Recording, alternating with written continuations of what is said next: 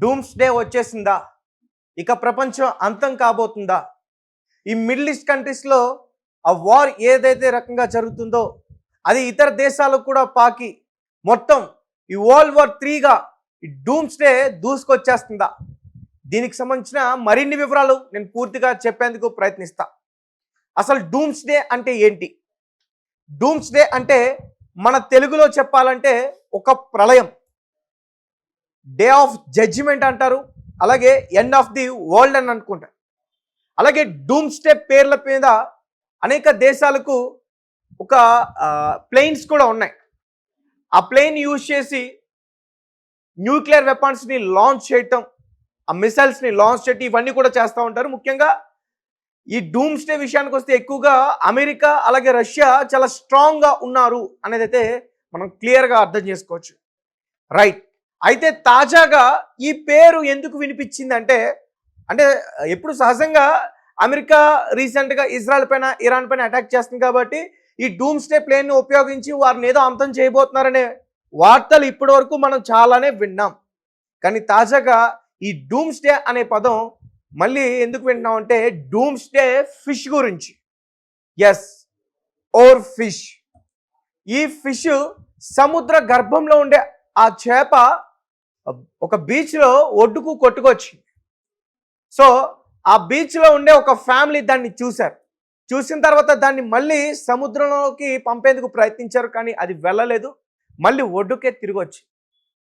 అయితే చాలామంది ఏం చెప్తున్నారంటే ఒక ప్రళయం రాబోతుంది, సో అందుకనే ఈ ఫిష్ ఒడ్డుపైకి వచ్చింది, ఏదో జరగబోతుంది, ఈ 2026 అంతమైపోతుందా ఈ ప్రపంచం.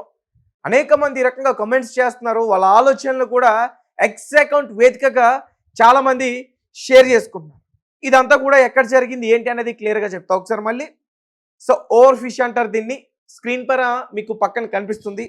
రీసెంట్గా మెక్సికో కబో శాన్ లూకాస్ అనే బీచ్లో ఇది కనిపించిన ఒక ఫ్యామిలీ మెంబర్స్కి. దీని పొడవు దగ్గరగా ఒక 30 feet వరకు కూడా ఉంటుంది. అయితే ఇది సముద్ర గర్భంలో ఉంటుంది, అంటే ఒక 3000 అడుగుల లోతులో ఉంటుంది.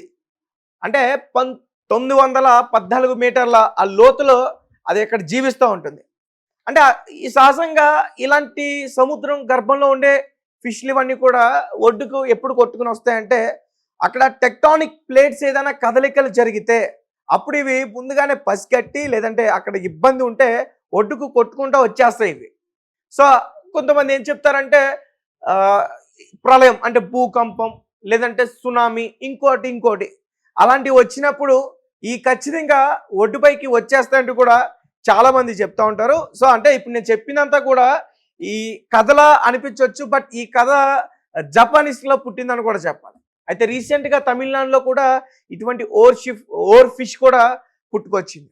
అలాగే ఈ ఓర్ ఫిష్ కొత్తగా మళ్ళీ ఈ మెక్సికోలో బయటకు వచ్చింది. సో అంటే ఇది రాగానే చాలామంది కామెంట్స్ పెడతా ఉన్నారు, ఏదో జరగబోతుంది, ప్రళయం జరగబోతుంది. అసలు ఒక పక్క ఇరాన్, ఇజ్రాయెల్, యుఎస్ చాలా దాడులు చేసుకుంటే మిసైల్స్తో ఆకాశంలో ఒకరిపైన ఒకరు అటాక్ చేసుకుంటూ ఉన్నారు. ఇటు చూస్తే సముద్ర గర్భంలో ఒక ఫిష్ ఏమో బయటకు వచ్చేస్తుంది. అక్కడ సబ్మెరైన్స్తో ఏదైనా అటాక్ జరుగుతుందా, ఏమైనా దాడులు జరుగుతున్నాయా, అందుకని ఇవి బయటకు వచ్చాయా అని కొంతమంది కామెంట్స్ చేస్తాను. కానీ శాస్త్రవేత్తలు అయితే మాత్రం దీన్ని కొట్టిపారేస్తున్నారు. ఒకసారి వాళ్ళు ఏం చెప్పారు అనే దాని గురించి కూడా ఒకసారి నేను క్లియర్గా చెప్పేందుకు ప్రయత్నిస్తాను. అయితే ఈ ఓర్ ఫిష్, ఈ చేప దర్శనం ఇచ్చినప్పుడల్లా భారీ భూకంపాలు లేదా సునామీలు వస్తాయని జపనీస్ జానపద కథలు చెప్తున్నాయి.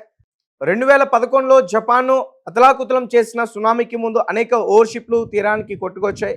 గతేడాది తమిళనాడు తీరంలో కూడా ఈ చేప కనిపించినప్పుడు స్థానికులు చాలామంది భయాందోళనకు గురయ్యారు. గత 10 రోజులుగా మిడిల్ ఈస్ట్ కంట్రీస్లో ముఖ్యంగా ఇరాన్, ఇజ్రాయెల్ మధ్య జరుగుతున్న దాడులు అమెరికా రంగంలో దిగడం చూస్తుంటే ఈ 2026 సంవత్సరం ప్రపంచ యుద్ధానికి వేదికగా కానుందా అనే భయం అందరిలో కలుగుతుంది.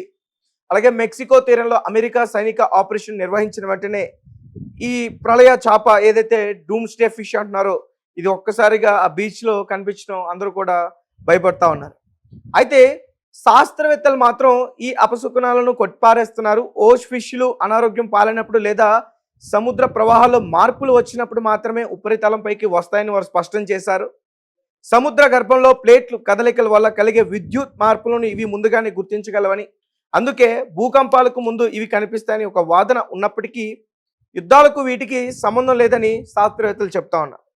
కానీ కారణం ఏదైనా అగ్రరాజ్యాల మధ్య అణు హెచ్చరికలకు వినిపిస్తున్న వేళ సముద్ర గర్భం నుంచి ఈ శాపగ్రస్తమైన మత్స్యం బయటపడటం ప్రకృతి ఇస్తున్న చివరి హెచ్చరికగా చాలా మంది భావిస్తూ ఉన్నారు. ఆకాశంలో యుద్ధ విమానాలు మోత, సముద్రంలో ప్రళయ చేపల దర్శనం, అంతా వినాశనం అయిపోయినా అన్నట్టు చాలా మంది వారి యొక్క ఏదైతే అభిప్రాయం ఉందో ఎక్స్ అకౌంట్ వేదికగా షేర్ చేసుకుంటున్నారు. సో మీ కమెంట్స్ ఏంటి, మీరేం చెప్తారు? మీరు ఇటువంటి కథలు నమ్ముతారా? ఇంతకుముందు కూడా జపాన్లో సునామీ వచ్చినప్పుడు 2011లో ఇలాగే ఈ ఓవర్ ఫిష్లు ఒడ్డుకు కొట్టుకొచ్చాయంట. సో తర్వాత సునామీ రావటం, భూకంపం రావటం ఇవన్నీ కూడా జరిగాయి. సో వాళ్ళైతే మాత్రం దీన్ని చాలా క్లియర్గా నమ్మే ప్రయత్నం చేస్తారు. మరి తాజాగా మెక్సికో సైడ్ వచ్చింది ఇది. అంటే యుద్ధం జరుగుతుందేమో మిడిల్ ఈస్ట్ కంట్రీస్లో, ఇది వచ్చిందేమో మెక్సికోలో. మరి సముద్ర గర్భంలో కూడా యుద్ధం ఏదైనా జరుగుతుందా? సబ్మెరైన్స్తో అటాక్ ఏదైనా చేసే ప్రయత్నం చేస్తున్నారా? అంటే ఇక్కడ నాకు వచ్చిన ఆలోచన ఏంటంటే, రీసెంట్గా చూసుకుంటే ఎయిర్ ఫైటర్ జెట్స్ ఏదైతే ఉంటాయో ఆకాశంలో వాటితో మిసైల్స్ని కొట్టడం, మిసైల్స్ని లాంచ్ చేయడం, ధ్వంసం చేయడం ఇవన్నీ కూడా ఆకాశంలో జరుగుతూ ఉన్నాయి. అయితే ఇప్పుడు సముద్ర గర్భంలో రీసెంట్గా సబ్మెరైన్ యూజ్ చేసి యుఎస్ ఇరాన్కి సంబంధించిన యుద్ధ నౌకని పూర్తిగా ధ్వంసం చేసింది శ్రీలంక తీరంలో. సో అంటే మరి ఇరాన్ ఏదన్నా ప్లాన్ చేసిందా మెక్సికో దగ్గర యుఎస్కి సంబంధించిన యుద్ధ నౌకను కానీ, లేదంటే యుఎస్కి సంబంధించిన సబ్మెరైన్ కానీ ఏదైనా ఢీకొట్టే ప్రయత్నం చేసిందా, దాన్ని ధ్వంసం చేసే ప్రయత్నం చేస్తుందా? అందుకే అక్కడి నుంచి ఇవి బయటకు కొట్టుకుని వచ్చాయా అనే ఆలోచన నాకు కూడా ఉంది. అండ్ మీ అభిప్రాయాన్ని ఖచ్చితంగా కామెంట్ రూపంలో మాకు కంపల్సరీగా తెలియపరచండి. మీరు ఇటువంటివి నమ్ముతారా? డూమ్స్ డే ఫిష్ నిజంగా అవి బయటకు వస్తే ప్రళయాలు వస్తాయా? మీరేం చెప్తారనే విషయాన్ని మాకు తెలియపరచండి.